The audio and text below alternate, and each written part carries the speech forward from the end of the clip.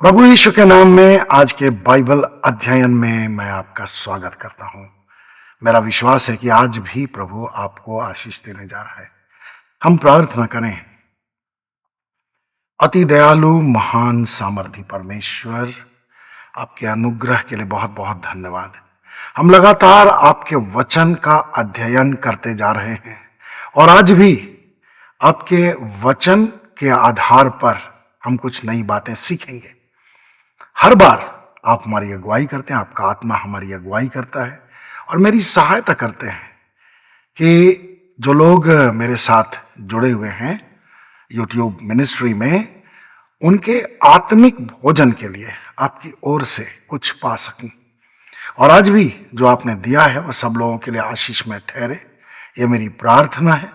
मेरी जुबान, मेरे हृदय, मेरे विचारों को पूरी तरह से अपने नियंत्रण में ले लीजिए, मेरे पूरे वजूद को अपने नियंत्रण में ले लीजिए और जो प्रिय मेरे साथ जुड़ेंगे उन पर आपका अनुग्रह बना रहे। सब लोगों के हृदयों को छू लीजिए, उनका हृदय आपके वचन को सीखने के लिए और आशीष प्राप्त करने के लिए, विश्वास में दृढ़ होने के लिए, प्रभु यीशु के पीछे अपना इनकार करके, अपना क्रूस उठा करके चलने के लिए और अधिक तैयार होता चला जाए। सारा आदर सम्मान हम आपको देते हैं प्यारे पवित्र आत्मा। जो आप चाहते हैं वो मैं कह सकूं, पिता की अगुवाई मुझे ऐसी मिले, आपकी अगुवाई मुझे ऐसी मिले कि पिता की इच्छा के अनुसार मैं बोल सकूं और सब लोगों को फायदा हो। यीशु के नाम में आमेन। तो पिता परमेश्वर को धन्यवाद आज भी प्रभु की महिमा के लिए और आपको उत्साहित करने के लिए मैं एक गीत गाना चाहता हूं। यह प्रार्थना के ऊपर है। मेरी आशा है कि आप इससे जरूर आशीषित होंगे।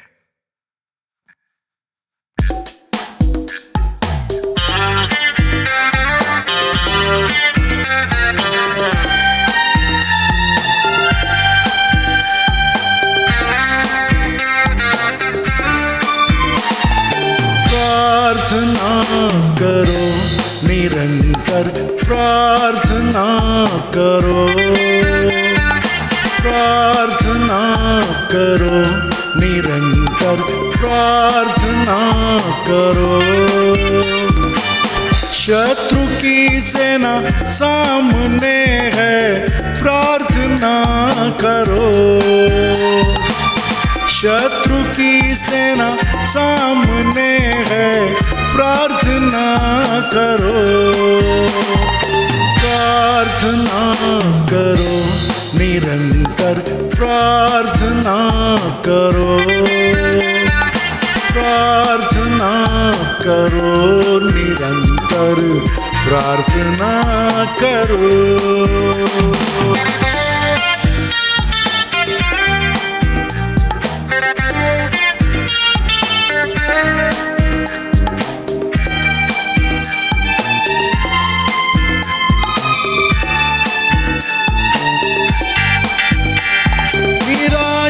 शक लालच के ऊपर होना है तुझको विजयी।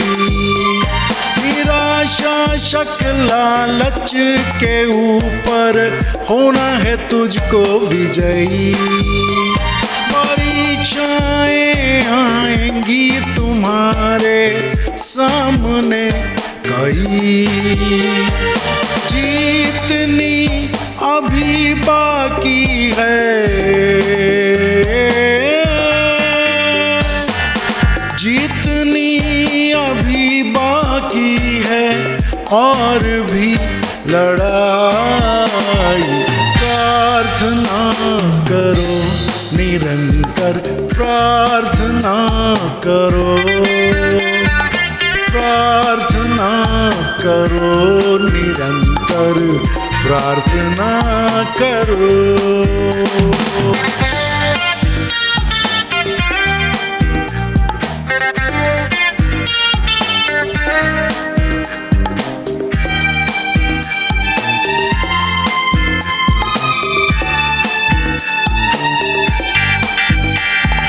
डरना नहीं अंधकार की सेना से, हिम्मत से तुम काम लो। डरना नहीं अंधकार की सेना से, हिम्मत से तुम काम लो। सेनापति है यीशु तुम्हारा, पीछे उसके चलो। मेल के बंधन में आत्मा की,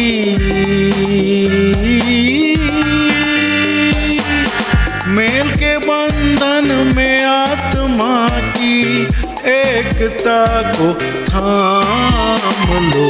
प्रार्थना करो निरंतर, प्रार्थना करो, प्रार्थना करो निरंतर, प्रार्थना करो।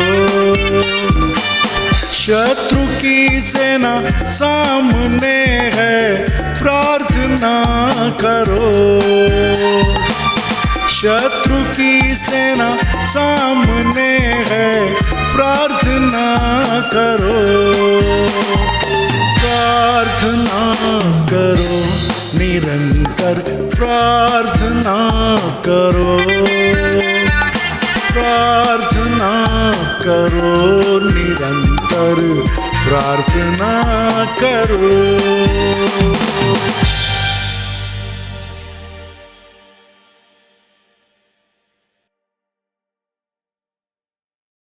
प्रार्थना करें। इसलिए प्रेरित पौलुस के द्वारा उसने हमसे कहा निरंतर प्रार्थना करते रहो। हालेलुया। तो आज का विषय है, क्या आप स्वयं को अकेला पाते हैं? कई बार ऐसा होता है कि हम अपने आप को समाज से, परिवार के लोगों से, मित्रों से, सगे संबंधियों से बिल्कुल अकेला पाते हैं। लेकिन इसके उलट तब हमें बहुत अच्छा लगता है जब लोग हमसे बातचीत करते हैं, और कभी कभी हम वार्तालाप के केंद्र में होते हैं, लोग हमारी तारीफ करते हैं। ये सांसारिक तरीका है, और लोगों से हंसना, बातें करना, कभी कभी हंसी मजाक में उनकी खिंचाई करना, कभी हमारी खिंचाई होना, ये सांसारिक तरीका है और सब हमें अच्छा ही लगता है सांसारिक दृष्टिकोण से। लेकिन क्या आपने महसूस किया है कि परमेश्वर के चुने हुए लोगों को कभी कभी ऐसे समय से गुजरना पड़ता है जब वे स्वयं को बिल्कुल अकेला महसूस करते हैं? हो सकता है कि एक व्यक्ति जो विवाहित हो, उसकी पत्नी भी उसके अकेलेपन से उसे बाहर ना निकाल पाए, निराशा के गर्त से उसे बाहर ना निकाल पाए। ऐसा संभव है। और ऐसा भी संभव है कि अगर पत्नी प्रभु की चुनी हुई है तो वो भी कभी कभी ऐसी अवस्था में पाई जाए, हो सकता है उसका पति उसकी मन स्थिति को समझ न सके। कई बार ऐसा होता है प्रभु से प्रेम करने वाले लोगों के जीवन में कि लोग उनके विचारों से सहमत नहीं होते, उनकी भावनाओं की कद्र नहीं होती। तो ऐसा क्यों होता है? आज हम इस विषय पर थोड़ा बाइबल अध्ययन करेंगे। हो सकता है कि आप में से कुछ लोग ऐसी परिस्थितियों से होकर गुजर रहे हों। तो अगर आप ऐसी परिस्थितियों से होकर के गुजरें या गुजर रहे हों तो आज की बाइबल स्टडी आपके लिए बहुत लाभदायक सिद्ध हो सकती है, बहुत महत्वपूर्ण सिद्ध हो सकती है। तो बाइबल के बहुत सारे पात्र हैं जो परमेश्वर के द्वारा बिल्कुल चुने हुए थे, लेकिन उन्हें ऐसी परिस्थितियों का सामना करना पड़ा जब उन्होंने अपने आप को निराशा की वादियों पाया, बिल्कुल तन्हा पाया, अकेला पाया, कोई भी उनकी सहायता करने वाला नहीं था। लेकिन एक बात जरूर है कि परमेश्वर हमें कभी नहीं छोड़ता। जहां जहां तू जाएगा वहां वहां तेरा परमेश्वर यहोवा तेरे साथ रहेगा। परमेश्वर की यह प्रतिज्ञा यहोशू से तो थी, लेकिन आज हमारे साथ भी है। तो दो पात्रों के विषय में हम लोग देखेंगे और समझने की कोशिश करेंगे। पहला पात्र है मूसा और दूसरा पात्र है याकूब। तो हम इस विषय में थोड़ा समझने की कोशिश करेंगे कि कैसे उनको अकेलेपन में से होकर के गुजरना पड़ा, और यह उनके लिए जरूरी था, ताकि हम इस बात को समझे कि यह हमारे लिए भी बेहद जरूरी है। तो जब ऐसी परिस्थितियां हों तो हम अपने प्रिय लोगों पर दोष न लगाएं कि भाई तुम मेरा ध्यान नहीं रखते हो। पति अगर प्रभु से प्रेम करता है और ऐसी परिस्थिति में है तो पत्नी पर दोष न लगाए, और पत्नी अगर ऐसी स्थिति में है तो वो भी पति पर दोष न लगाए कि तुमने मुझे छोड़ दिया, तुमने मुझे मेरा ख्याल नहीं रखा। परमेश्वर क्या चाहता है इसको हम समझने की कोशिश करेंगे, और सब लोगों के जीवन में ऐसी परिस्थितियां आती हैं, जो प्रभु के चुने हुए लोग होते हैं उन सब के जीवन में ऐसी परिस्थितियां आती हैं। जब मूसा के जीवन में परिस्थिति आई, जब याकूब के जीवन में परिस्थिति आई, और बहुत सारे बाइबल के पात्रों के जीवन में ऐसी परिस्थितियां आई, तो हमारे जीवन में भी आ ही सकती हैं। तो सबसे पहले मूसा के जीवन से देखते हैं। अब मूसा के बारे में हम लोग जानते हैं कि उस समय क्या परिस्थिति थी। फिरौन की ओर से आज्ञा दे दी गई थी कि भाई एकदम नवजात शिशु हैं, उनको तो नील नदी में फेंक देना है। तो उसके माता पिता 3 महीने तक उसे छुपा करके रखते प्रभु के अनुग्रह से, और जब वे और छुपा नहीं पाते तो सरकंडे की एक टोकरी बनाते हैं और उसे बहुत अच्छी तरह से राल देकर तैयार करते हैं, ताकि पानी नीचे से ऊपर घुस न जाए, और नील नदी में उसको छोड़ दिया जाता है। देखिए, समय पर पूरी तरह से परमेश्वर का नियंत्रण है। तो जब मूसा को छोड़ा गया नील नदी पर, तो दूसरी छोर पर क्या होता है, दूसरी छोर मतलब कुछ दूर पर क्या होता है, निर्गमन 2:10 के अनुसार फिरौन की बेटी नहाने के लिए आती है, और तब देखती कि भाई उसे मालूम था कि नदी में फेंक देने की आज्ञा फिरौन की ओर से दी गई है, तो जाहिर सी बात है कि यह इब्री शिशु है। लेकिन परमेश्वर ने उसकी बेटी के अंदर में मूसा के प्रति बहुत गहरी संवेदना उत्पन्न कर दी, और वहां से नील नदी से निकल करके एक छोटे शिशु के रूप में वो राजमहल आया, और उसके बाद परमेश्वर ने उसकी माँ को ही उसको नियुक्त कर दिया कि उसकी देखभाल करे। और तब 40 वर्षों तक मूसा राजमहल में रहा। तो राजमहल में जब वो रहा होगा तो फिरौन की बेटी जो उसे लेकर के आई थी, गोद लेकर के आई थी, उसकी तो शादी हो चुकी होगी। इन 40 वर्षों में जब मूसा जवान हुआ होगा, और उसकी जो माँ थी जिसने उसे अडॉप्ट कर लिया था, वो तो राजमहल से दूसरे राजमहल में चली गई होगी। लेकिन अब परिस्थिति कुछ बदल जाती है। 40 वर्षों तक मूसा जब राजमहल में था, तब परिस्थितियां अचानक बदलती हैं, और एक मिस्री की हत्या का उसकी हत्या के खबर के फैल जाने के डर से वो राजमहल छोड़ करके भागने पर मजबूर हो जाता है। तो राजमहल में उसका जीवन कैसा रहा होगा?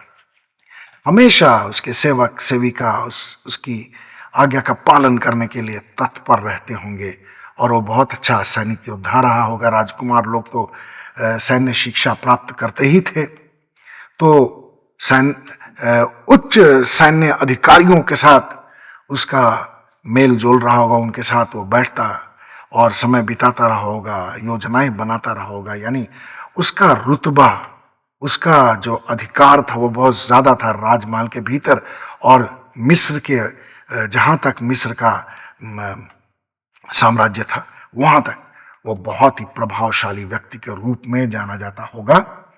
लोग झुक झुक करके उसे सलाम किया करते होंगे, उसकी एक दया की दृष्टि के खोज में रहते होंगे। लेकिन जब वो मिद्यान में चला गया तब उसकी स्थिति क्या थी? 40 वर्षों तक तो राजमहल में रहा, लेकिन अगले 40 वर्षों तक उसका जीवन एक सामान्य व्यक्ति के समान था। अब एक सामान्य व्यक्ति निरंतर अगर रेगिस्तानी इलाके में रहे, पहाड़ी इलाके में रहे, तो कोई दिक्कत नहीं है।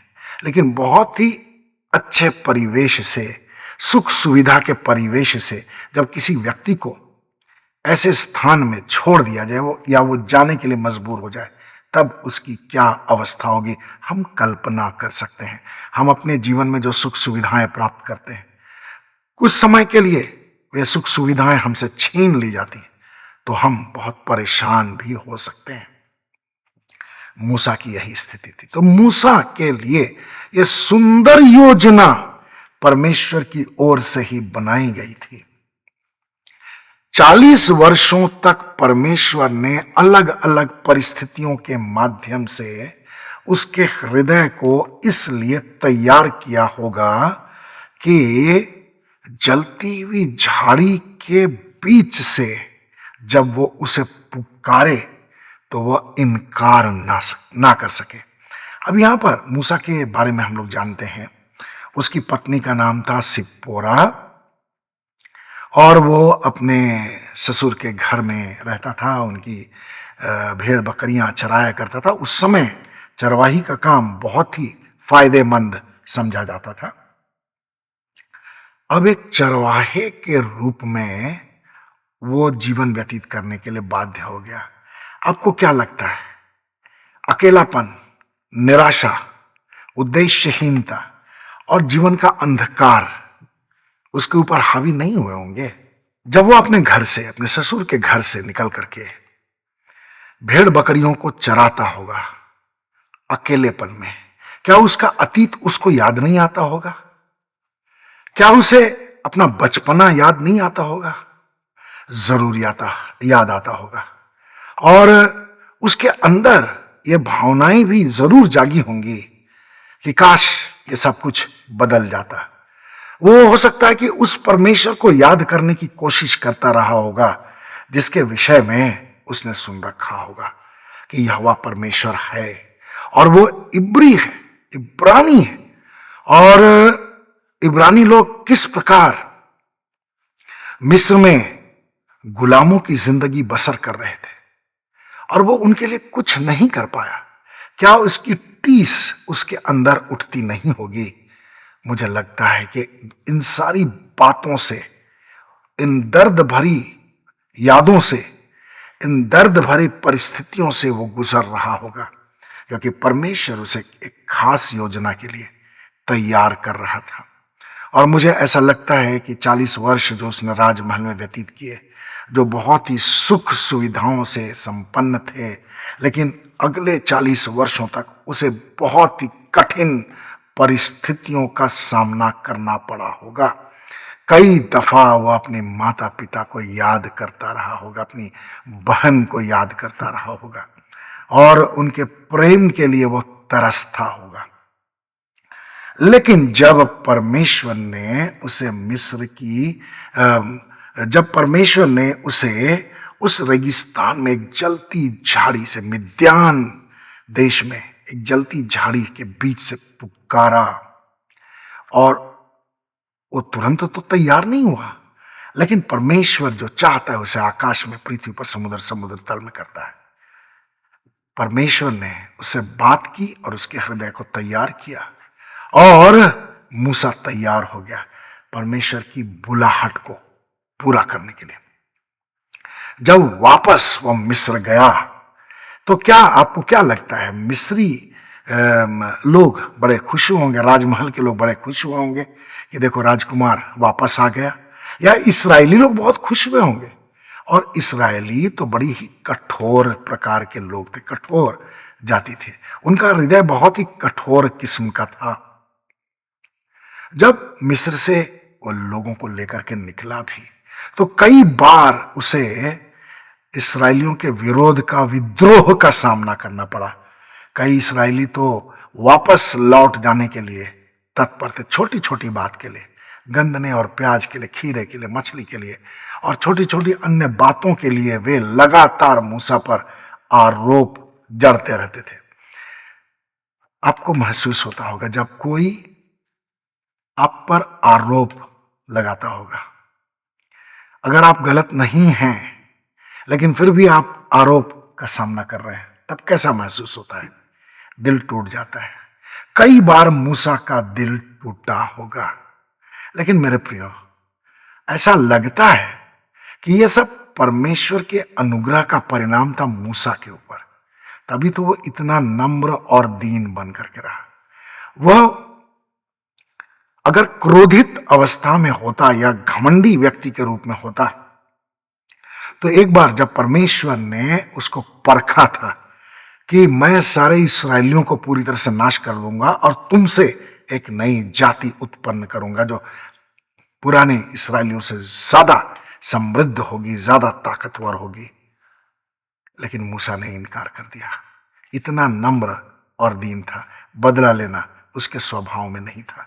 तो इन दिनों में उसने बहुत सारी बातें सीखी।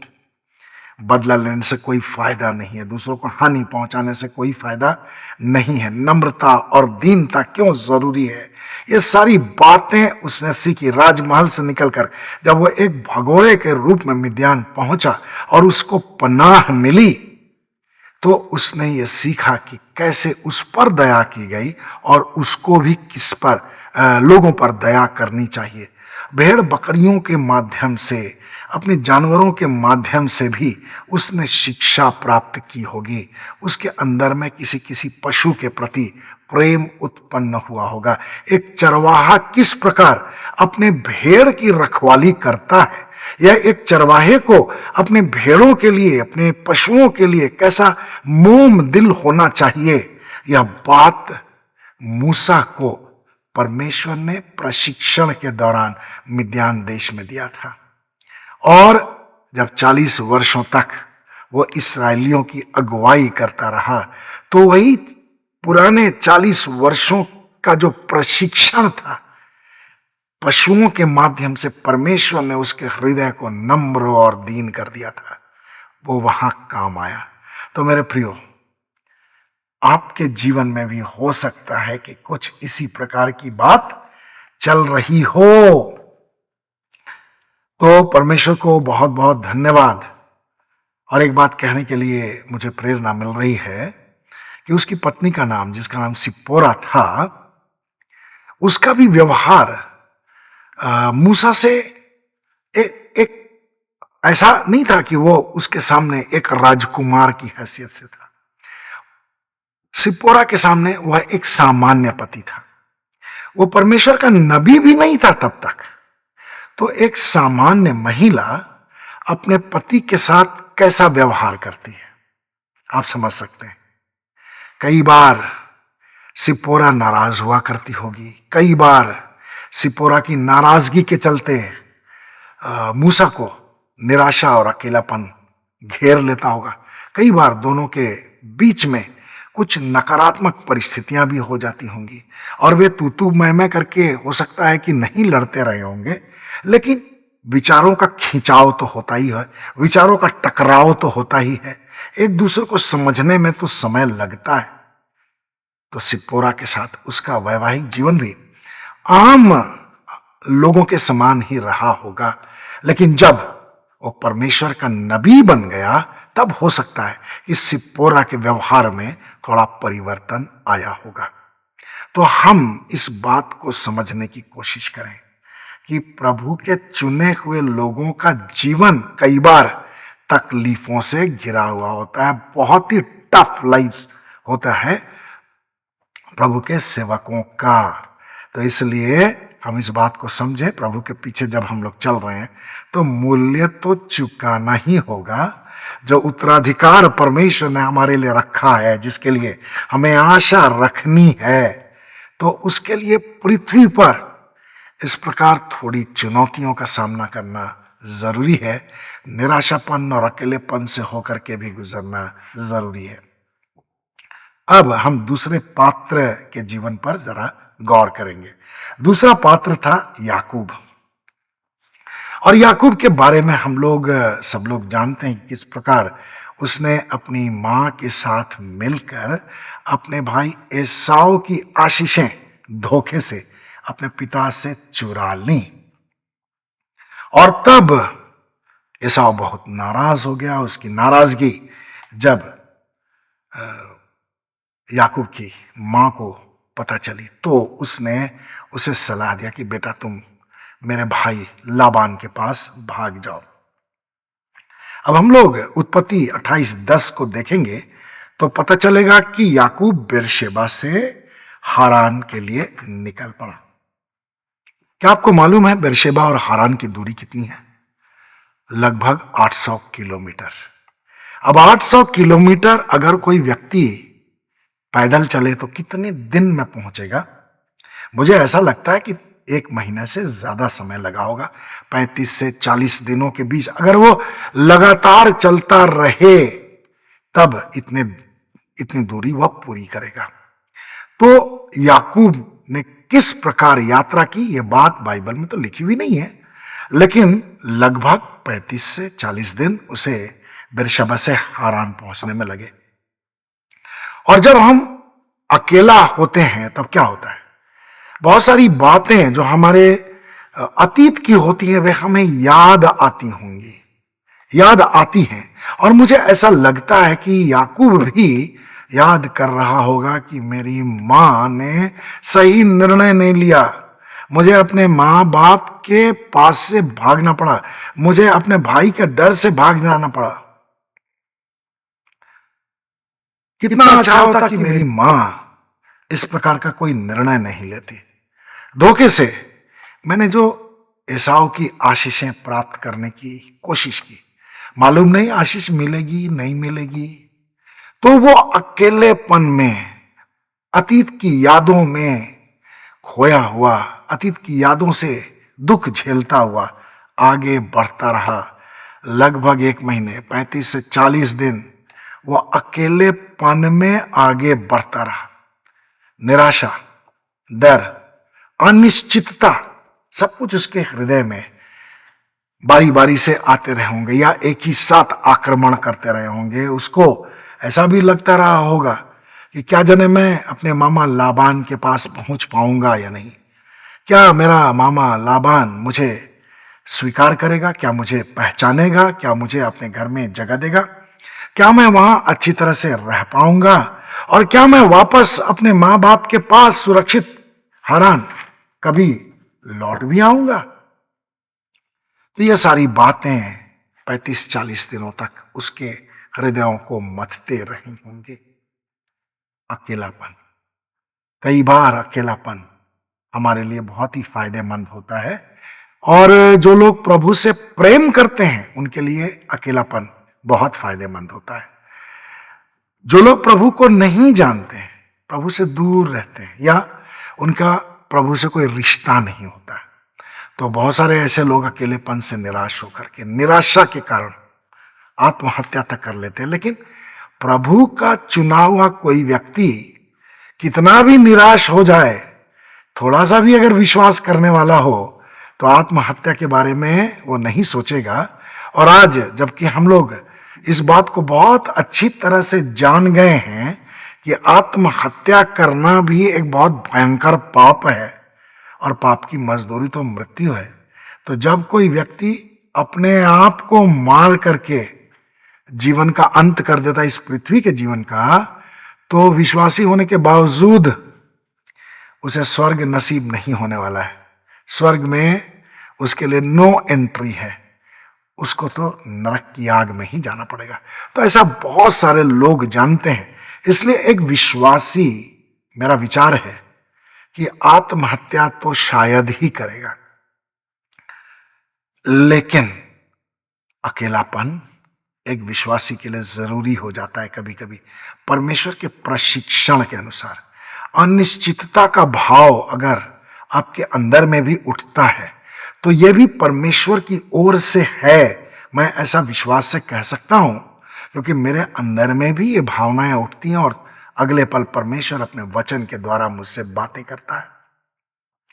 तो परमेश्वर का धन्यवाद हो याकूब के अकेलेपन के लिए, उसके जीवन की अनिश्चितता भरे दिनों के लिए, जब वो रास्ते में रहा और जब वो अपने मामा लाबान के घर पहुंच गया। स्वागत तो हुआ उसका, बेशक स्वागत तो बहुत जोरदार तरीके से हुआ। मामा लाबान ने उसे अपने घर में पनाह दे दिया और जल्दी से अगर हम लोग जाएं तो ये देखेंगे कि उसकी जो बेटी थी, मामा लाबान की बेटी राहेल, बहुत ही सुंदर थी। और मामा लाबान को भी लगा कि पर पुरुष को देने से अच्छा है।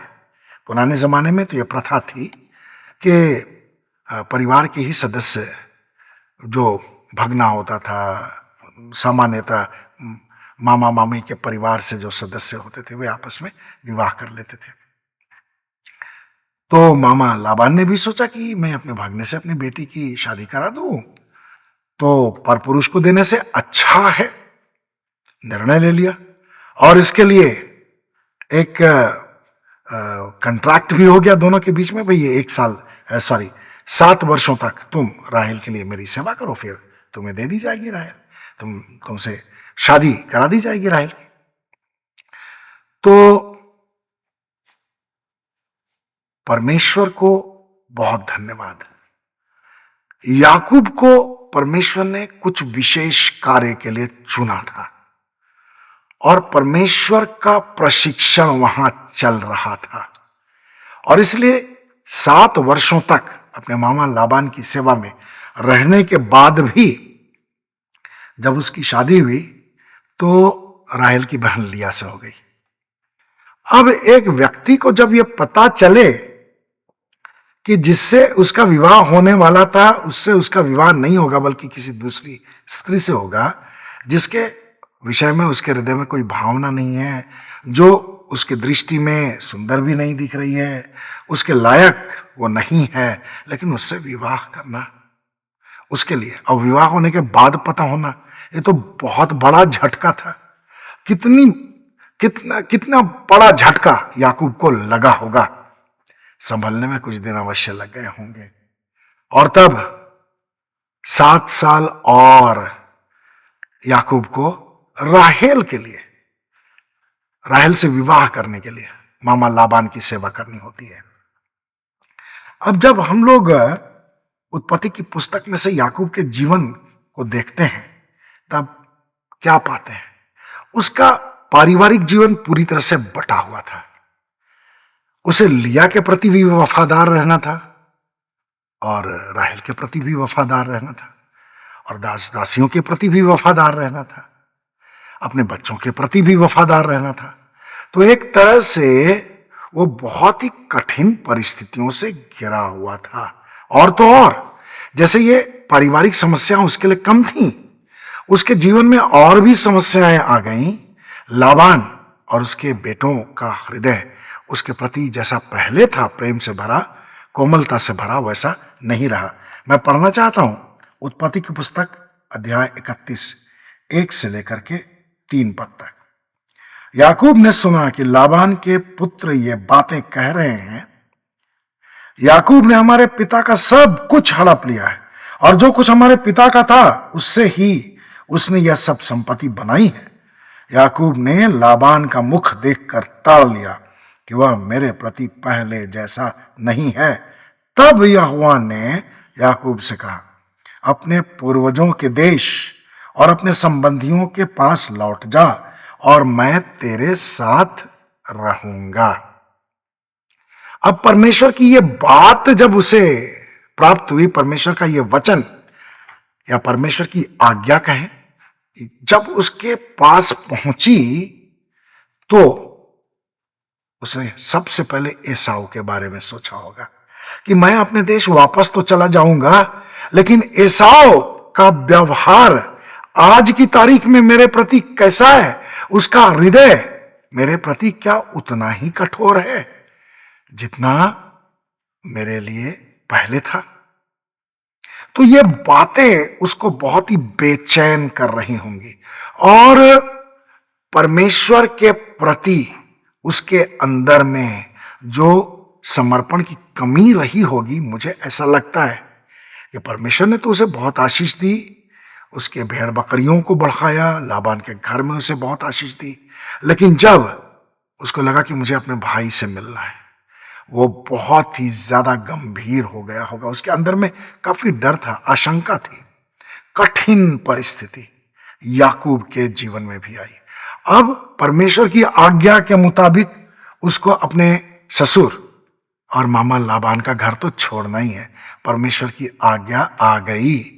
अब उसके परिवार के जितने सदस्य हैं, क्या एक ही बार में तैयार हो गए होंगे उसके साथ चलने के लिए?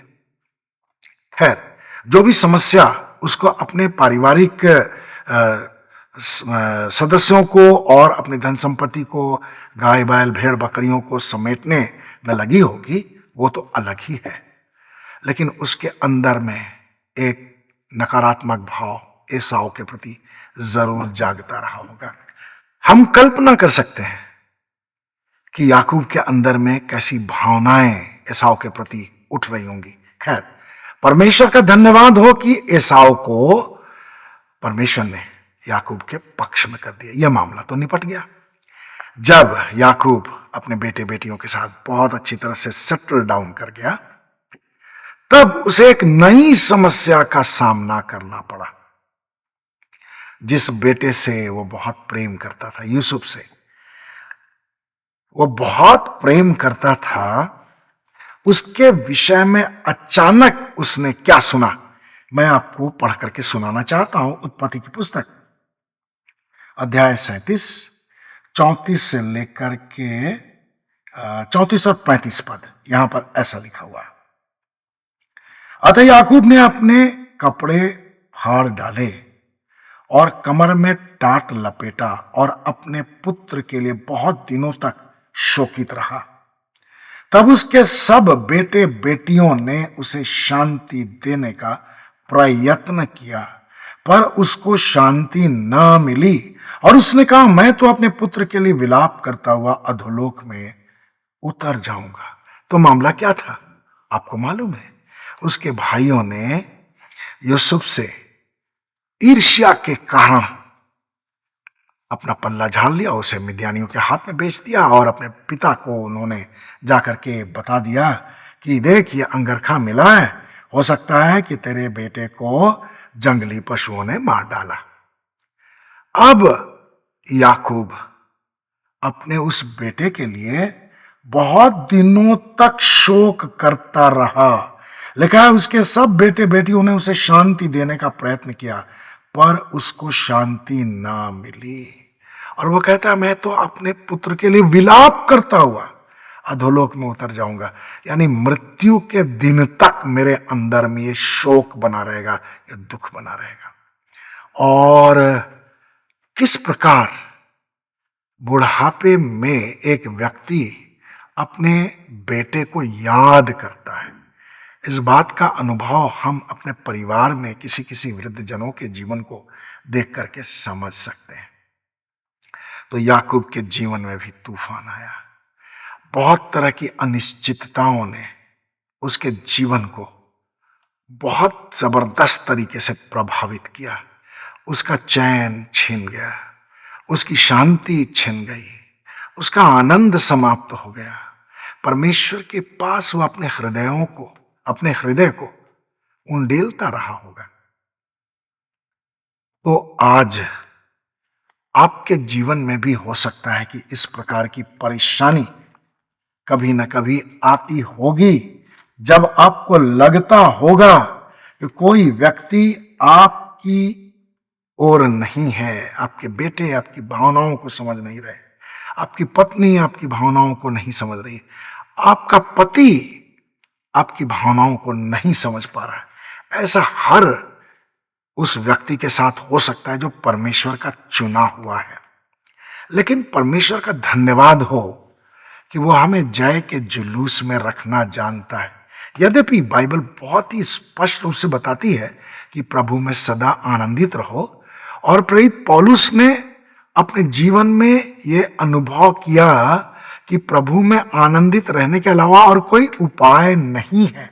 और उसने कुरिन्थियों को पत्र लिख करके क्या कहा, इस संदर्भ में मैं बताना चाहता हूं, मैं पढ़ना चाहता हूं। दूसरा कुरिन्थियों अध्याय 4, 8 से 10 पद तक यहां लिखा है, हम चारों ओर से क्लेश सहते हैं परंतु मिटाए नहीं जाते, निरुपाय तो हैं परंतु निराश नहीं होते, सताए तो जाते हैं परंतु त्यागे नहीं जाते, गिराए तो जाते हैं परंतु नष्ट नहीं होते। हम यीशु की मृत्यु को सदा अपनी देह में लिए फिरते हैं कि यीशु का जीवन हमारी देह में प्रकट हो। परमेश्वर का धन्यवाद हो।